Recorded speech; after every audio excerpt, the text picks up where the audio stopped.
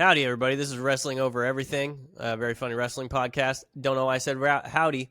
We're not cowboys. But Dusty here, my friend, my buddy, he's had some people grinding his gears over on Bluesky about an AEW opinion. He hasn't told me what's going on. I need to hear the breakdown here.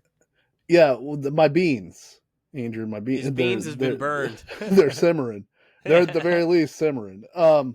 They've got that crust that's developing on the outside. Yeah. When you need to stir the beans, that's what we're doing here. We're stirring the beans. And so the main storyline for anybody who doesn't know, this probably includes Andrew, in AEW currently, is Jon Moxley leads a group of wrestlers known as the Death Riders, which is a pretty cool name. It's so metal. Name is sick. But it's Jon Moxley, Claudio Castagnoli, Pac, whenever he doesn't have visa issues, Marina Shafir, and formerly Bryan Danielson. Pac is struggling to get out of the Shire. Is that what's happening? Yeah. He can't make it here? When he has visa issues, but I believe this time he's injured, which is unfortunate. Sucks that he got hurt. His ears are too big for the plane. But this storyline basically started with Jon Moxley coming out and saying, I need to be the world heavyweight champion because I need to shape AEW in my image. I think the way AEW is now is not good, and I'm the only one who can take us the direction that we need to go, right? Yeah, we need more bats with nails in them. Huh. Yeah, everybody needs to bleed more. But so he beats Bryan Danielson for the title at one of their pay-per-views, right? Wins the title. This is his goal. Okay.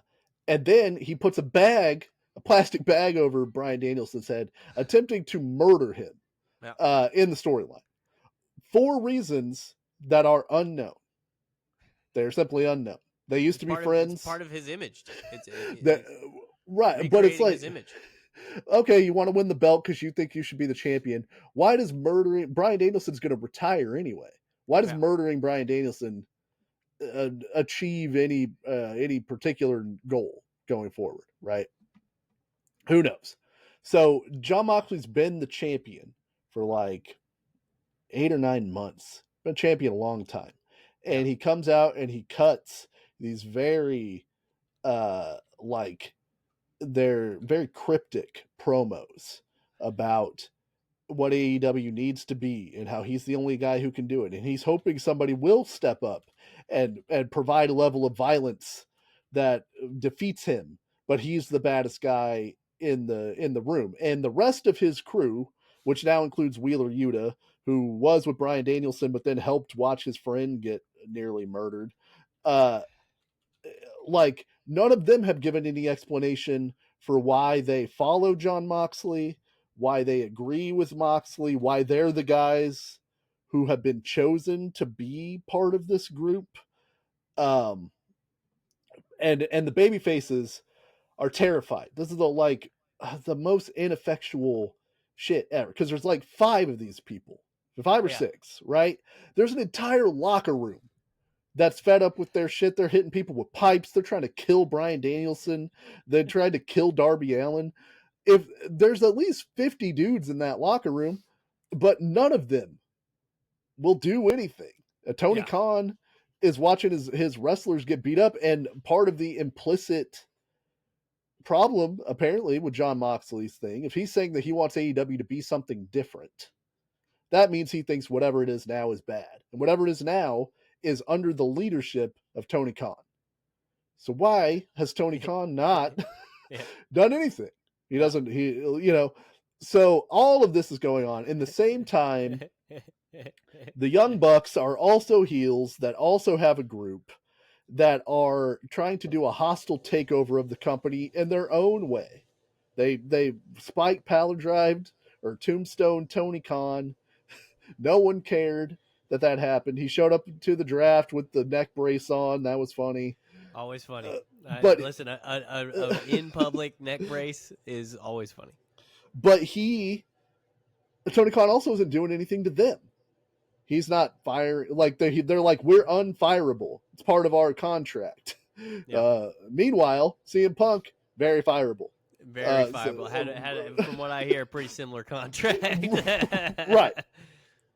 So, but the Young Bucks are afraid of the Death Riders. Like 6 months ago, they leave AEW in a huff. They're like shredding documents. They're trying to be funny. They're doing this whole thing where they like have to get rid of some materials or whatever. But they're afraid of the Death Riders. They're like, things are too serious. Things are too crazy. We got to get the fuck out of here. We got to go home. So they disappear off TV for a while. They return as a surprise in the main event of Dynasty to help Jon Moxley beat Swerve Strickland to retain the world title. Now, if Jon Moxley's stated goal is to destroy AEW and rebuild it in his image, why would he team with the Young Bucks, who are the executive vice presidents of the current AEW? And have literally been the face of the organization this entire time. They named it. They're there from the start. Now, they will eventually tell people that they started this company, like Cody Rhodes is doing. There's a book coming out about, it's been 5 years, so they got to put a book out. I bet the book has some of that stuff in it. So, I don't recall. Perhaps there has been, but I have not seen it, and I have not heard about it. I understand why the Young Bucks, as cowardly bullshit heels, would want to team with Jon Moxley and his very strong, super over, or not over, but super put over group of Death Riders, right? Yeah. That makes sense in context. Jon Moxley has not cut a promo to explain why he is now teaming with the Young Bucks. There's no explanation given. Has his goal changed? Does he now see that the Young Bucks will come along on whatever this new vision is? Does he not care anymore? Like, his character hasn't changed at all, and they haven't spent any TV time explaining why these two groups have to team up, other than there's a big cage match coming up this weekend and we need a group of 5 heels to wrestle the baby faces. God damn, I need 5 heels. I need 5 heels immediately. So I went to Bluesky and I merely said, hey, feels like there's some holes in this story. Yeah, what I would like is some clarification on this story. Yeah.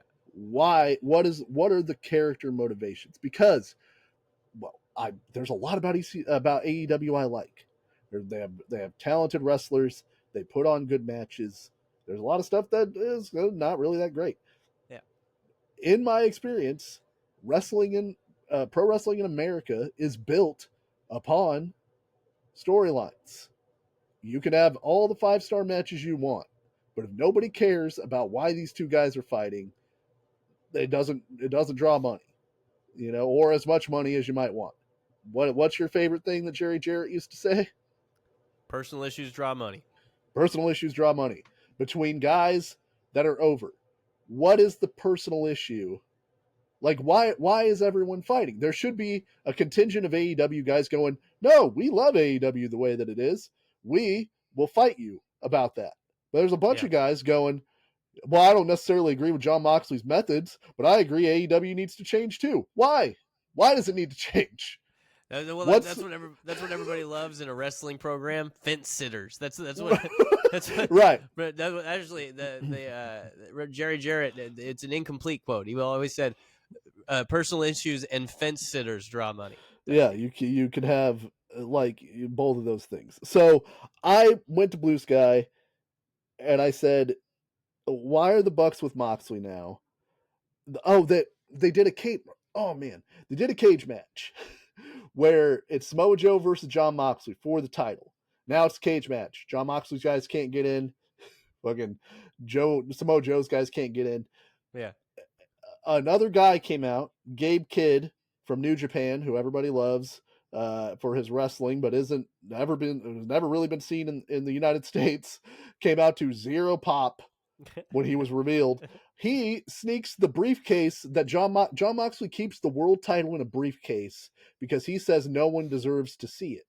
Which, if I were Tony Khan, the owner of this company, I'd be like, hey, guess what? Wear my goddamn belt on television. People need to see my belt. My belt needs to mean something, you son of a bitch. It's in a briefcase that Marina Shafir carries around.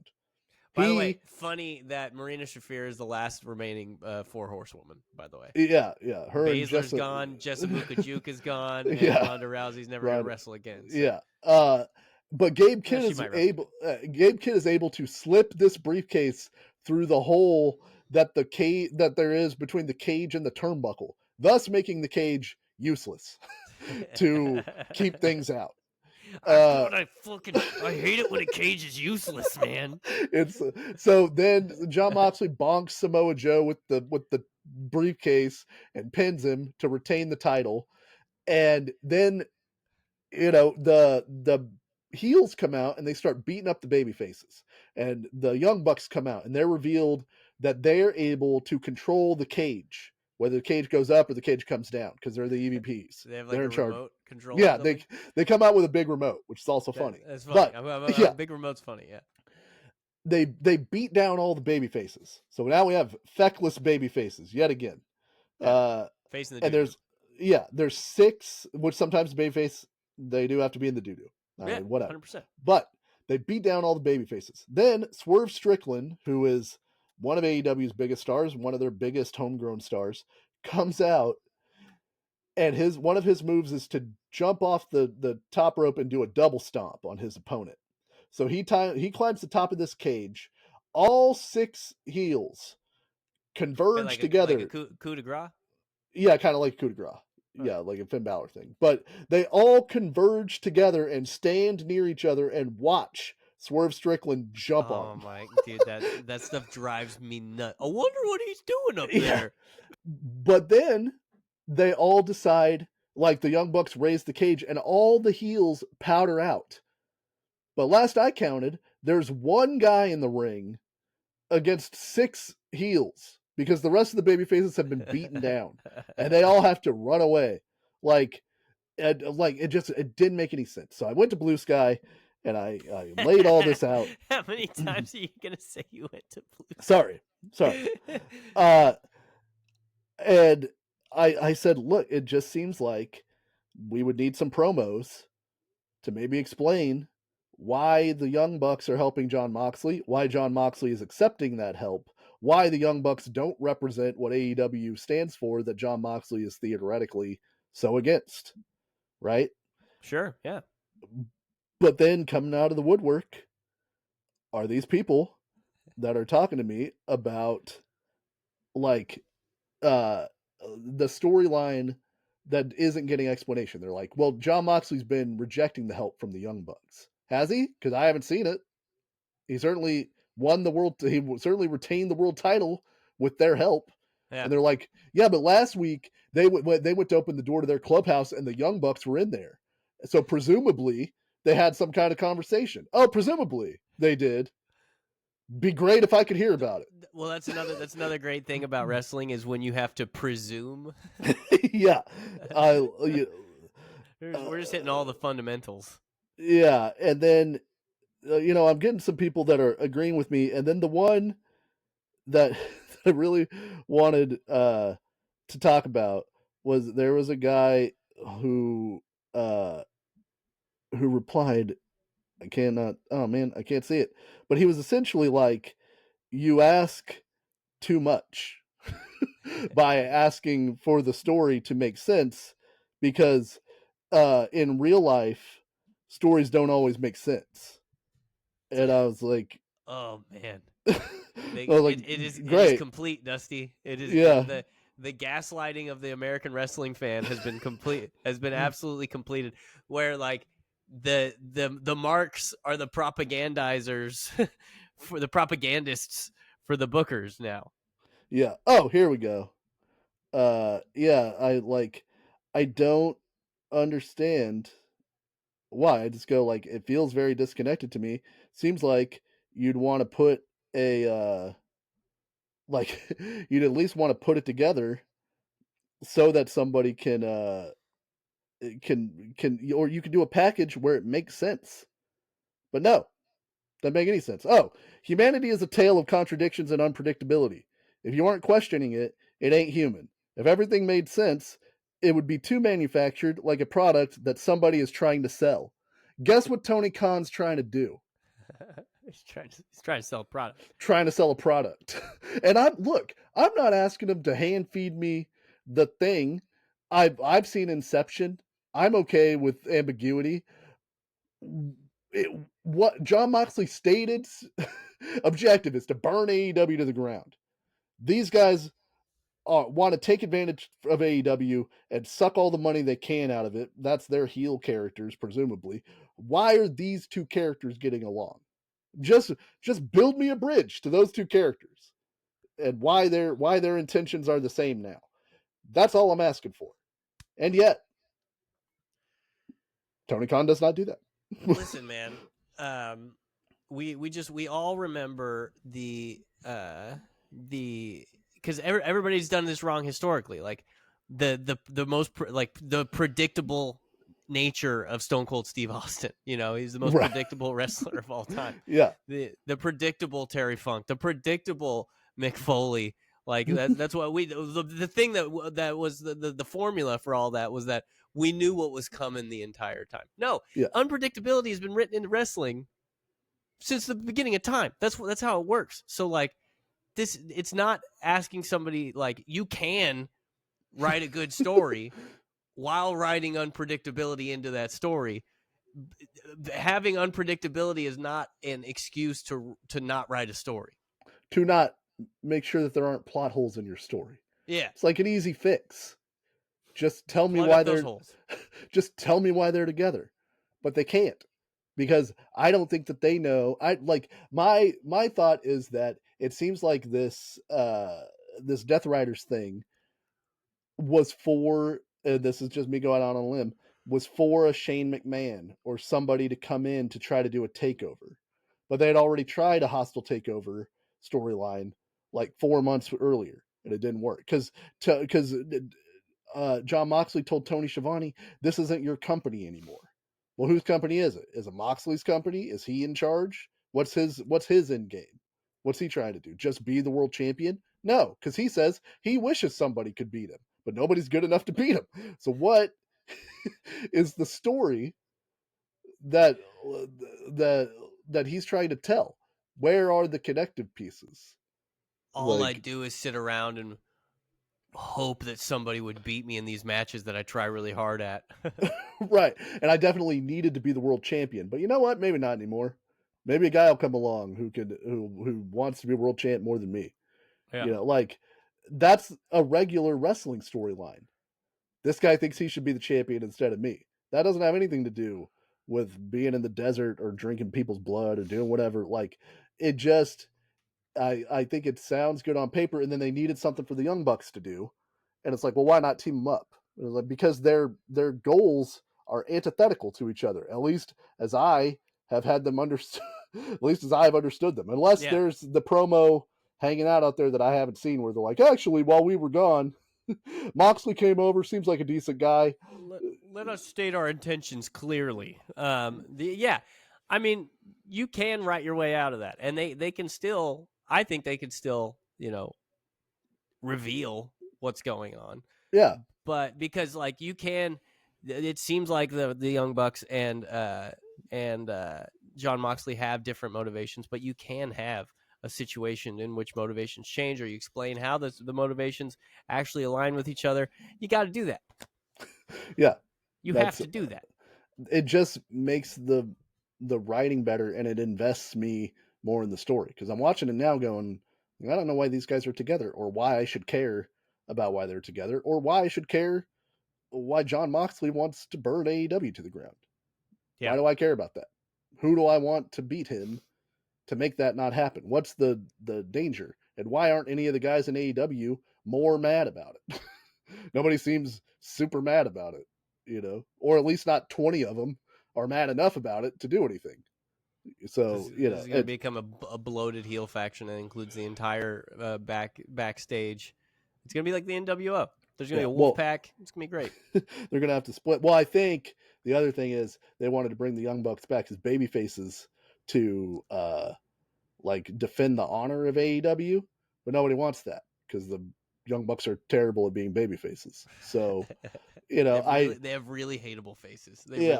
And again, that's conjecture. I think it's okay to critique a story and say, hey, I wish that there was more given to this story, or that the motivations were more clearly laid out. And it's not supposed to be like, well, why can't you just enjoy it, man? Well, because I'd like it to be better. Is what I would like. I would enjoy it much more if the motivations were more clear. There's a large faction of people who feel like, and I understand why they have this impulse. Like everybody, the internet is just full of people who feel like they have to defend the things that they like. Whether it be serious things like politics or like less, consequential or even things more like serious wrestling. things. Yeah, like professional wrestling. Yeah. But AEW, they've been drugged through the mud.